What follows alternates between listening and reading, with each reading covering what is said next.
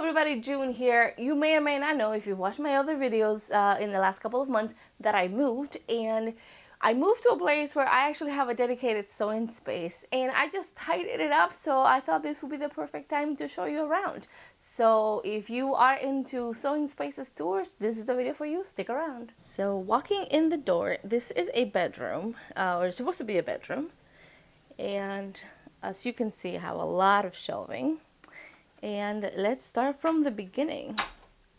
Okay, so this is the door that I just walked through, and right behind the door I keep my bolt of muslin and a tripod, and then I have this drawer unit. It is not an Kallax, it's some other kind of IKEA unit, and on the top I have my cover stitch machine, and the first drawer is dedicated to drawers and this nifty little thing that I use for color correcting on photos, and then the rest is just a lot of sewing junk, needles, tapes, elastics, buttons, that sort of thing.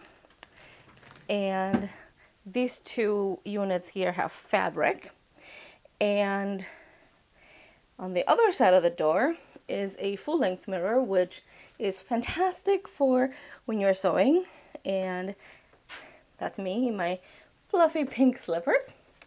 And this is the best part about this whole thing, is that I actually have a cutting table in the same space as my sewing machine. This cutting table is an island from IKEA, a kitchen island that I have repurposed to be my cutting table. It is the perfect length and width for this room, given everything else that I have in here. I added some storage space by buying some metal shelving from Amazon, and this is also from IKEA. And I used to have this in my other apartment too. In the top, I keep things that I use all the time, like my pins, basting thread, pattern weights, which are here and here, other odds and ends, marking tools, that sort of thing. And I also use the other two racks to store things. Those are my knees, I'm getting old. On the side of the cart, I have these S-hooks that I use to hang a lot of stuff, like my scissors, tapes, rulers, etc. I think everyone who sews has one of these IKEA carts, and they really are heaven sent. They are so fantastic to keep all sorts of things. Now, the other side of this table slash kitchen island has shelves, and here I'm using them to hold fabric that I have basically rolled into a tube, and then some folders that I need to keep but I don't need to have readily accessible because it's actually kind of hard to get them out. You sort of have to twist them. That is thread storage. That is my tailor's board, a bag of fabric that I need to put away. And then on that, this is a Calyx. Everything here is IKEA. An IKEA Calyx where I keep all of my sewing magazines. So those are all magazines, mostly Berta, some patrones, some other random ones. Then on these set of shelvings, I keep all of my sewing books.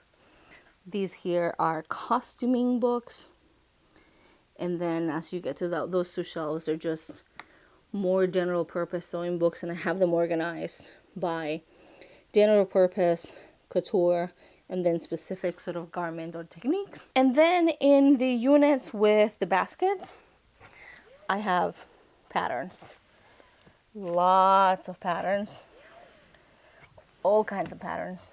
I do keep a trash bag sort of hung from the metal unit on the other side, and that is also a bag of fabric that I need to put away. Here in these cardboard boxes, there's also patterns, mostly vintage ones. That is fabric because you just put fabric everywhere. And some other sewing odds and ends, like embroidery hoops for my machine, some corsetry stuff, random bag stuff, and just other random stuff. This is a towel that I use to put on top of my cutting mat to do small ironing, because I'll show you in a moment, I don't actually have an ironing board in this room. Odds and ends. And then in this drawer slash basket, I keep the heavy duty stuff. I'm afraid it's gonna fall out, but basically this is a buttonhole, not a buttonhole, a cover button maker, a grommet setter, snaps and snap tools, metal buttons to cover, etc. And on this side, I have 3 IKEA desks lined up, one right against the other. I think these are they're the Mickey desks. So I have 2 of the long ones with the side cover thingy, and then 1 of the small ones. And this is a brand new serger, it's a Baby Lock Triumph that I got to replace my other serger that I'll show you in a moment. Then it's my sewing machine, all my tools in the back. I use mostly cone thread, so I have that there for that. My sewing machine feet. Bernina's come with this thing that they call a dollhouse. And in the drawers, I keep things like bobbins and this is a guiding tool, seam rippers, etc. Sewing feet. And here I also keep my spare thread, because I go between the black and the white, and some embroidery thread back there. This is a Tic Tac container that I use to store my used needles so that nobody gets poked taking the trash out. And that thing back there, the plastic, is the extension table for my Bernina. And then here I keep mostly things like interfacing, stabilizers for machine embroidery and that sort of thing. And then in the serger desk drawer, I keep serger and cover stitch related things. I bought these baskets at Bed Bath & Beyond, and they are great for keeping small things. It's the same one that I have here. And I keep my spare serger there now. It is a Janome 1200D Pro that I've had for 4 years now. And I kind of loved it, but it was time for an upgrade because I wanted air threading. Back to this side of the room, I have this IKEA, again, garbage can that I use to store all my paper rolls, my long rulers, my oak tag, things like that. And in the closet of doom, boy, it is scary in there, I keep all sorts of things. So fabric tubs, knitting stuff tub, that's also fabric. I have some silk and wools that I have had steamed hanging back there, odds and ends, stabilizer, other stuff. Now getting to the other side,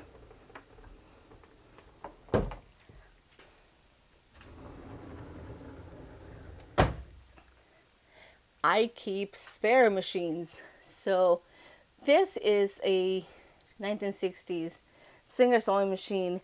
That back there is the embroidery module for my Viking machine that you have not seen in this video yet.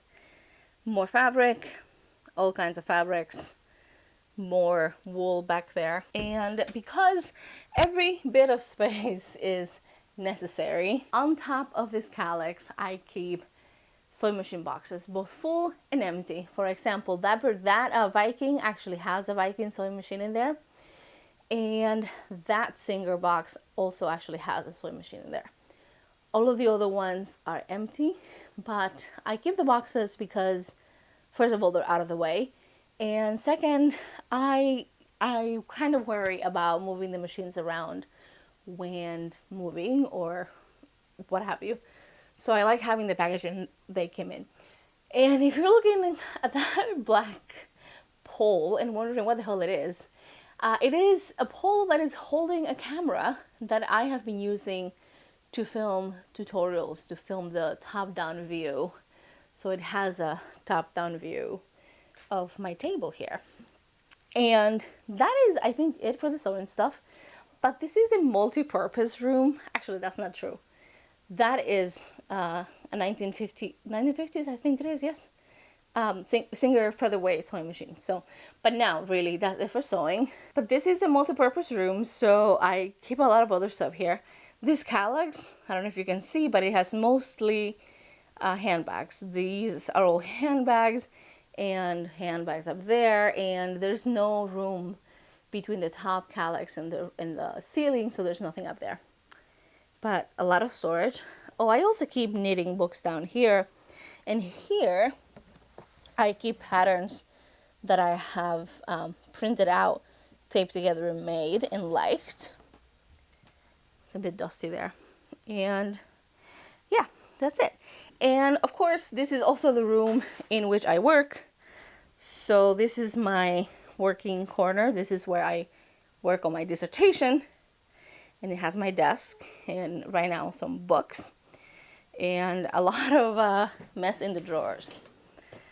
But it's really great to have all of my things in one room, except for my iron, because I don't have room in this room for the iron, so I use my ironing board out on the hallway. Usually when I'm not sewing, I try to pack it up and put it away, but that hasn't happened in a while.